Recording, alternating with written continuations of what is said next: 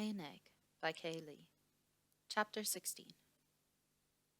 By the time Max had finally got tired of being dragged around, and Cale had simply handed him his comm because he couldn't stand the chatter in his ear any longer, they had heard the jet engines approaching.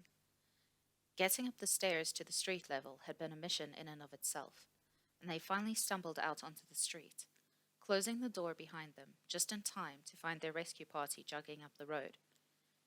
Cale, Maish greeted sternly, no trace of his usual friendly nature anywhere to be seen. You're flying with me. The man looked far too pleased about the fact, in a sick kind of way. Also, you look like shit. So like he always does. Silas grimaced as he took in the sight before him, before blushing beet red when he noticed the survivor wasn't wearing anything.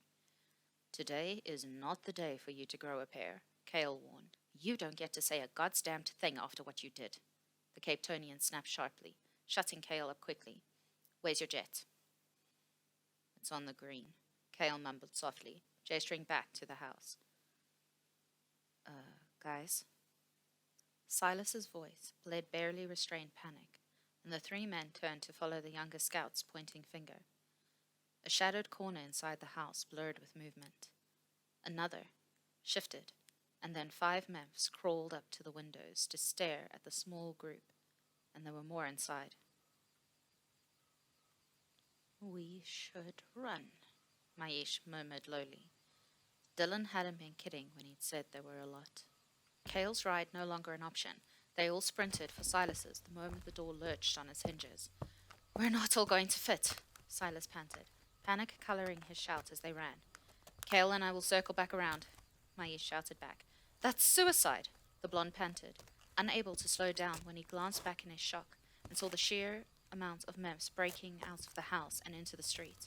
Thank God they were stupid enough to clog up their own exits, just enough to make their progress slow, but enough had already begun gaining on them. Don't question me, Silas, the Capetonian huffed. I am not leaving him, the survivor insisted, holding on to Cale's hand even tighter. For such a scrawny thing, Max had a vice grip. Then you're going to die, the scout retorted harshly, and tore his arm away from the man. They'd reached the jet. It hadn't even been turned off, and it took both Cale and Silas to manhandle the then screaming survivor into the passenger seat, while Maish fired off round after round at the rapidly growing and approaching pack. The blonde at least had the sense to take off right away, and the 2 older scouts sprinted for an alley between 2 of the houses. The Memphs were gaining to the point the men could hear their collective footfalls thundering against the potholed tar. There! Cale shouted, pointing out a ladder that had no doubt once been used as an escape route. Maish hopped the wall with ease and just about flew up it to the 2nd-story balcony. Cale had a harder time of it, but managed to roll over the wall and made a jump for the ladder. It rattled with his weight, and the swinging motion had his head spinning and his balance thrown way off. Maish took aim and fired at the Memphs skidding into the alley.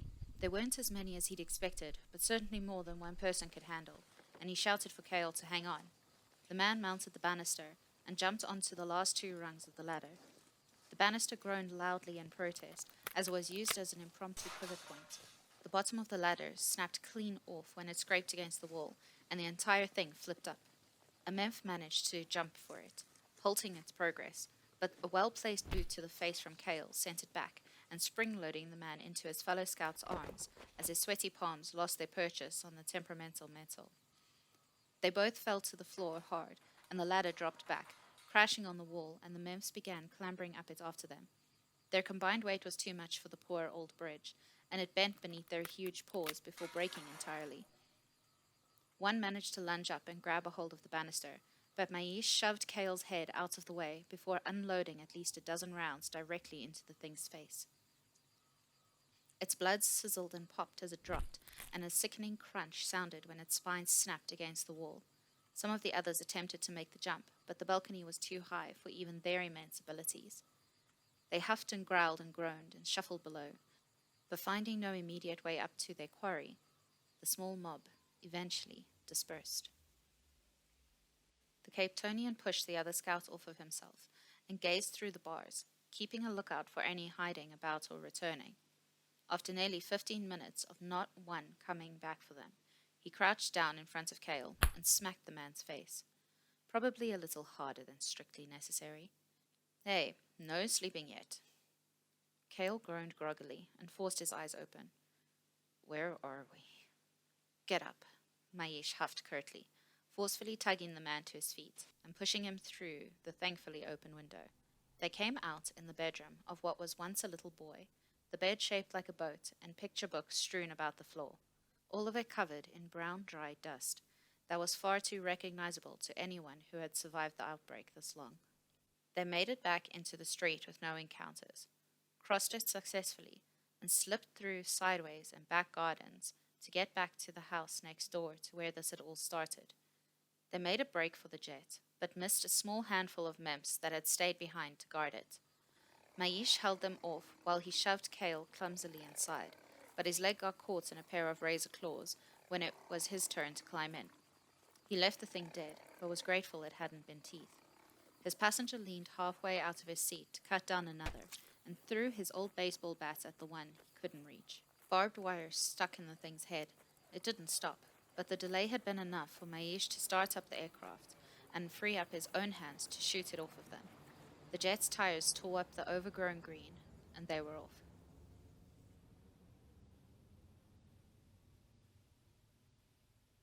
He circled around, and Cale simply stared at the sheer number of memphs below. They hadn't seen memphs in that number since the very beginning. Nothing in the last 4 years or so had even come close to this mob. The creatures didn't follow, much more concerned as the bigger ones among them began feeding on the dead. That was new. Neither had ever seen memphs feeding on their own kind before. Can I borrow your comm? Cale asked softly, once Maish had set a course back to the city. The older scout hesitated, but handed it over when the man said he needed to talk to their tech. Dylan, Cale murmured. We need to talk. We do, the tech's virtual voice said into his ear. I want my apology. No, Cale hissed, before Maish turned the plane into the sun, and the light momentarily blinded him, leaving the backs of his eyelids perfect images for the tech's bruised and bloodied face against his pillows to resurface. Well, yes, but we have a problem. Your anger management issues, Dylan chuckled. He always did get giddy after a close call. He'd once explained that it was his way of dealing. Cale didn't care for it. I'm going to hit you again, he threatened. No, you won't, Maish piped up from the front seat, causing the tech to giggle again before disconnecting Silas from their joint conversation at Cale's request. What's wrong? Dylan asked. He sounded calm for now, but the scout didn't suspect it would stay that way for long. Cale didn't know how to put it gently, considering that he was already in the plane with his teammate, not a meter from him, and they were basically within a stone's throw of the city. He began, before lowering his voice so Maish wouldn't hear him and freak out, or worse.